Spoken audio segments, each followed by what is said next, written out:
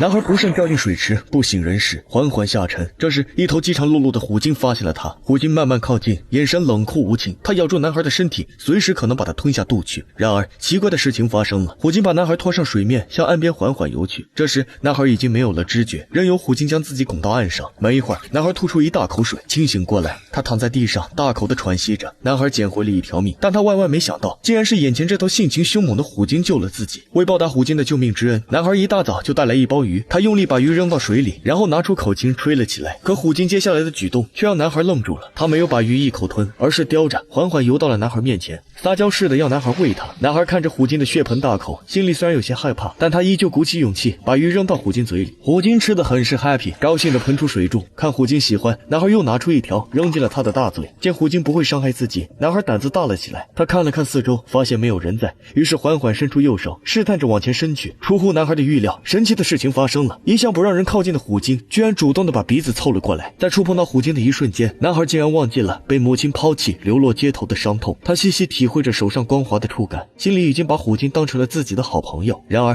歡樂的時光總是那麼短暫，因為他馬上就要遲到了。虎鯨看着男孩匆匆離去的背影，心中有些不捨，於是他側過身體，跟着男孩緩緩游動起來。男孩被逗笑，覺得很有意思。然而更有意思的還在後面。虎鯨居然露出肚皮，抬起自己的魚翅，衝男孩揮舞着。男孩又轉過身，抬起了自己的右手。虎鯨竟然也換到了另一邊，一人一魚就這樣玩了起來。男孩原地轉圈，虎鯨跟着打滾，他吐出舌頭，虎鯨也跟着張開大嘴。在街頭流浪的6年裡，男孩從來沒有像現在這樣快樂過。晚上回家，男孩不再封閉自己，他興奮地跟養母分享着白天的經歷。等到睡覺的時候，男孩把虎鯨的雕像放在床邊，臉上充滿了幸福的神色。可是好景不長，這天小夥伴突然來到海洋館，向男孩告別，他要去很遠的地方打拼，可能再也不會回來了。男孩有些不捨，但也只能目送小夥伴遠去。唯一的朋友走了，男孩很是傷心，他跟虎鯨傾訴着自己的不捨與孤單。然而禍不單行，傍晚就在男孩準備回家時，卻突然聽到虎鯨淒厲的叫聲。男孩擔心極了，趕緊回到海洋館，可眼前的一幕卻讓他十分氣憤。原來由於虎鯨一直不肯在遊客面前表演，老板決定把它賣給小日子過得不錯的島國人。他們把虎鯨塞在狹窄的漁網裡，準備裝車運走。男孩看到虎鯨悲傷的眼神，下定決心要救他，於是他趁老板不注意，一把扯下吊着漁網的繩子，虎鯨趁機潛入水中，暫時逃過一劫。不料這一切都被老板就看在眼裡。他告訴男孩，能救得了虎鯨一時，但救不了他一輩子。想要保住虎鯨的性命，男孩只有一個辦法。